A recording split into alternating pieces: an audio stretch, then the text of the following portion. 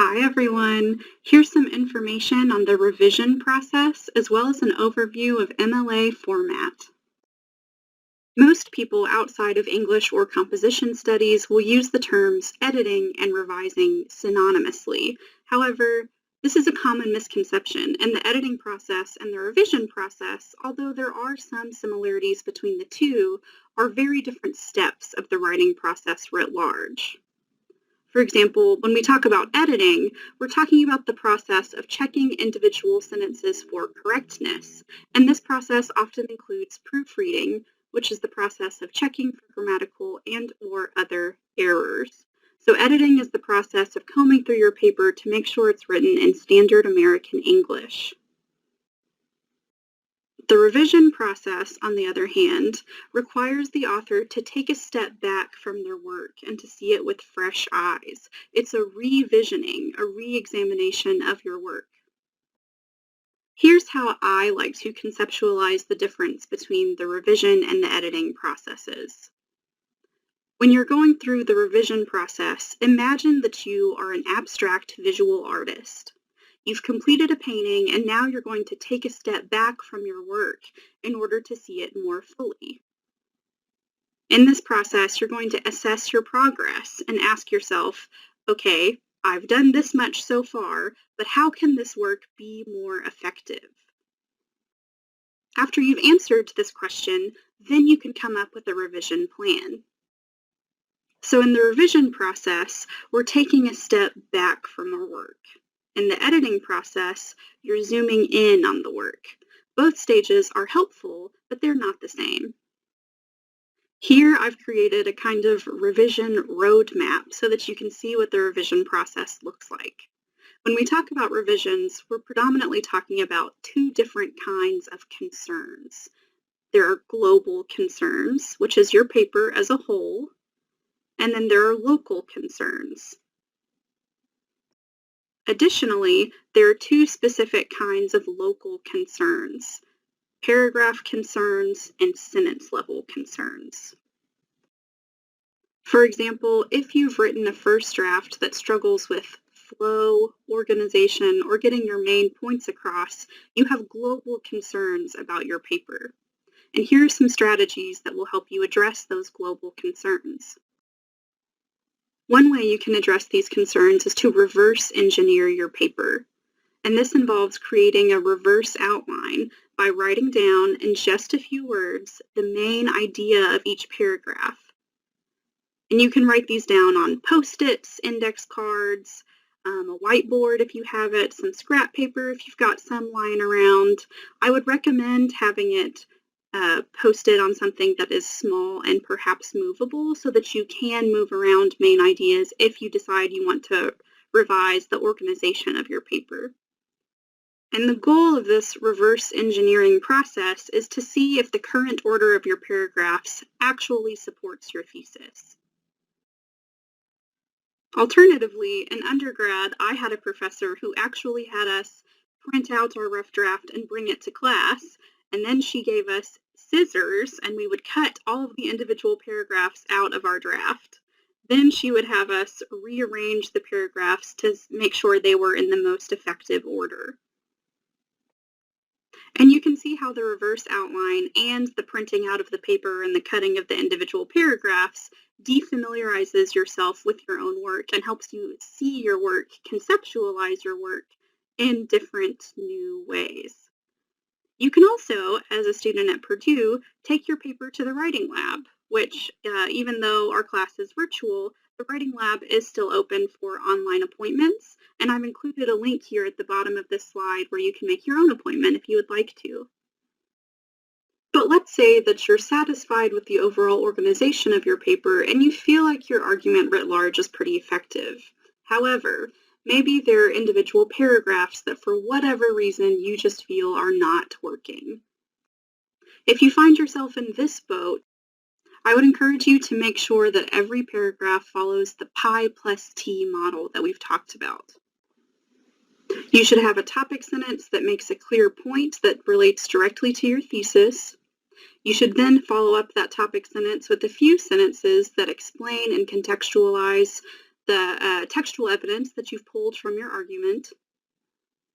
You should then have a few sentences that expands your explanation, that explains to your reader very clearly how the textual evidence connects to your topic sentence. And finally, you should close out support paragraphs with some kind of transition that will get your reader to the next support paragraph. After you've checked off those boxes, then I would recommend reading each paragraph out loud, either to yourself or to perhaps an obliging friend or family member. Ask yourself, is the line of thought within this paragraph demonstrating good logical reasoning? Am I guiding my reader through this argument effectively?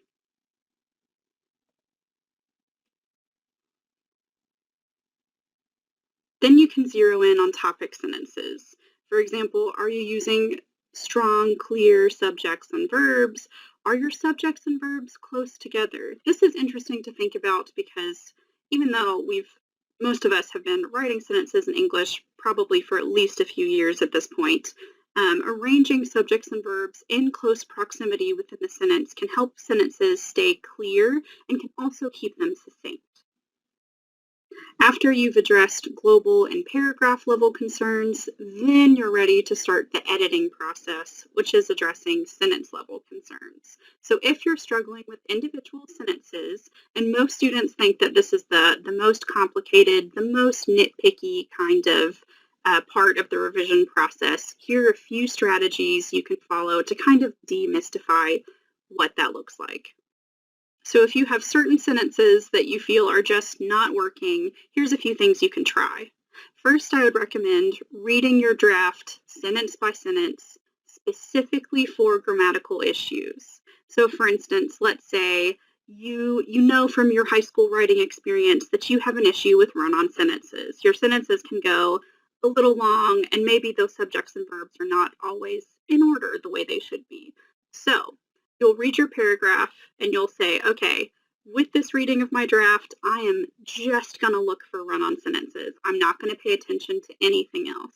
And so you will end up reading your paper a couple of times if you're looking for several grammatical issues, but this is a good way to really zero in sentence by sentence and catch every standard American English designated error that could be in your paper.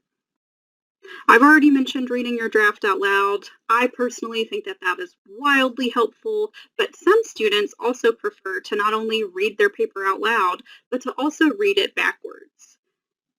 And in that situation, you would read the last sentence of your paper first and then move up your paper, specifically looking for sentence level concerns. And even though you might feel a little bit silly doing this, reading your draft in a way that is not silently to yourself in your own head helps you hear it in a voice that is not necessarily your own and ultimately helps defamiliarize your work, and it will ultimately help you see it with fresh eyes too, which is what we want in the revision process. I think the revision process is ultimately important too because it helps you look for three main elements that exist in most successful and effective academic pieces of writing. Number one, we want to make sure that our writing is cohesive. Number two, we want to make sure that our writing is coherent. And then number three, you want to make sure that your writing is ultimately clear. And I know these words sound very similar, but they do have different meanings. In order to assess the cohesion of your writing, ask yourself, do the ideas presented in this paper make sense together? Do they fit together? In order to check your writing for coherence, ask yourself, does the explicit presentation of these ideas follow a logical sequence of thought? This is normally what students are talking about when they talk about flow, which is kind of a mysterious word, but really we're talking about coherence. And in order to assess your writing for clarity, ask yourself, does my writing contribute to my target audience's understanding of the ideas?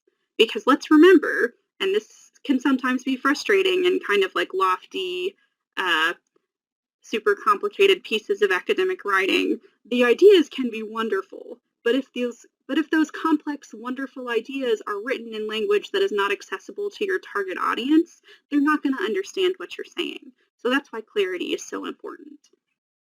I always like to provide my students with tips and tricks regarding what I would do if I was about to turn in writing project one.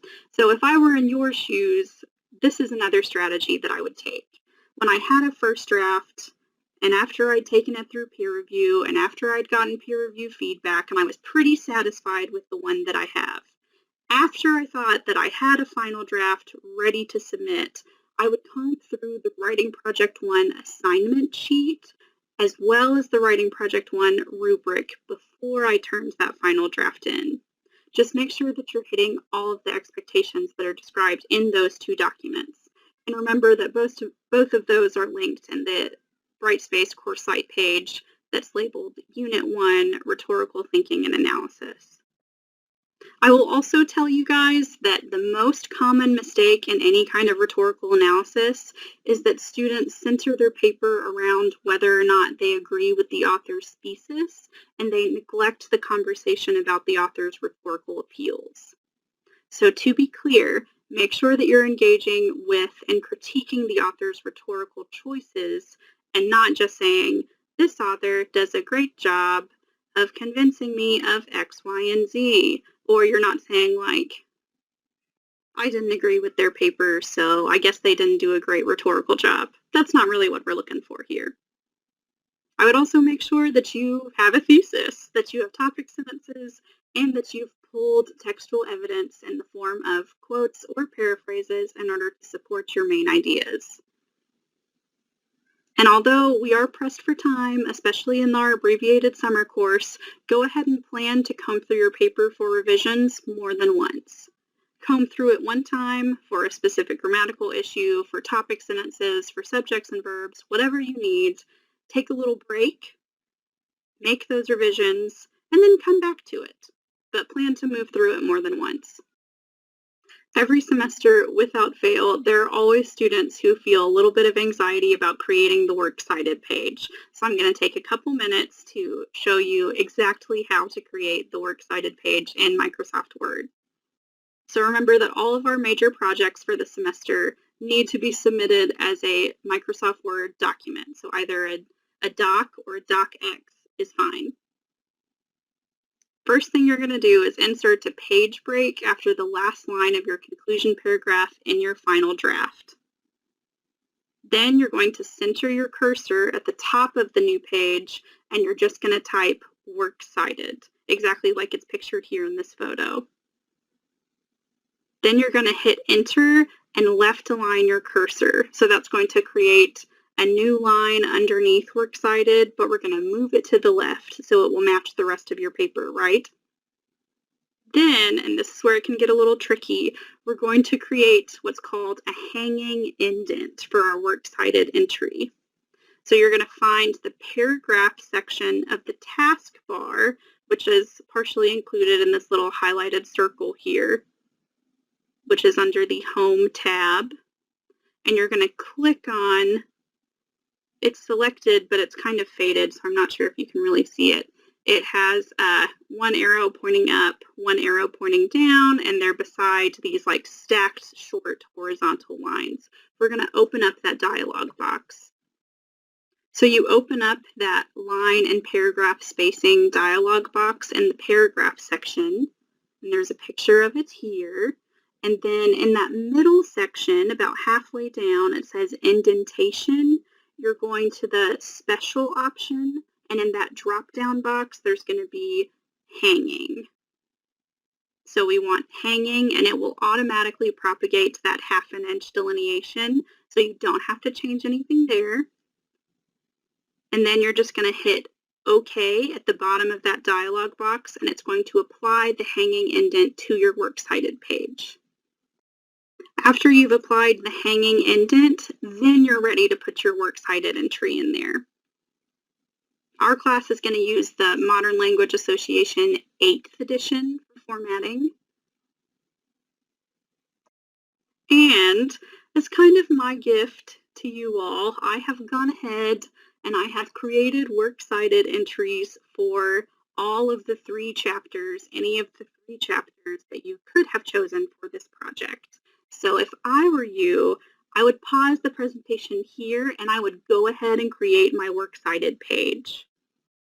And remember that more than likely, the chapter that you've chosen to write your rhetorical analysis on is the only source you'll need for this paper. So it should just be the one chapter that's on your works cited page. So that's all you have to do. First-year students also often feel some anxiety about using in-text citations in MLA, especially if that's not something that you had to do in high school. So I've screenshot some information from the always helpful Purdue OWL page. And so here's a little breakdown of how in-text citations work and why we use them. Citation styles can, of course, vary, but when we're working with MLA, we basically want to make sure that every sentence has the author's last name as well as the page number when it's accessible from the quotation or paraphrase that you're using in the sentence. And the idea here is that the in-text citation will match the works cited entry that appears at the end of the paper. And we include this not only because we want to avoid plagiarism and we want to be academically honest and transparent with our work, but in-text citations are supposed to prove your own engagement with the academic conversation that you're writing about and to inspire further research. So let's say that I am someone who has never even heard of bad ideas about writing, but I'm really interested in why people insist that first-year composition is a good class for first-year students to take. If I'm interested in that topic and I'm compelled by the research that you presented in your own work, I might want to do further reading about it. So I might go to your works cited page, want to find the original source that you're using, and read it for myself. There are a couple of ways that you can work in-text citations into your text, and 3 of those methods are provided here. Of course, if you've never used MLA in-text citations before, I would encourage you to read more information from the Purdue OWL's website, which I have linked to the right of our slide here, or you can always email me with questions about anything, as always, as well. Thank you for watching this slideshow. I know this video lecture was kind of a longer one, so we'll try to avoid that in the future, but if you have any questions, you can email me at ANDE numbers 1204@purdue.edu. Thanks and good luck.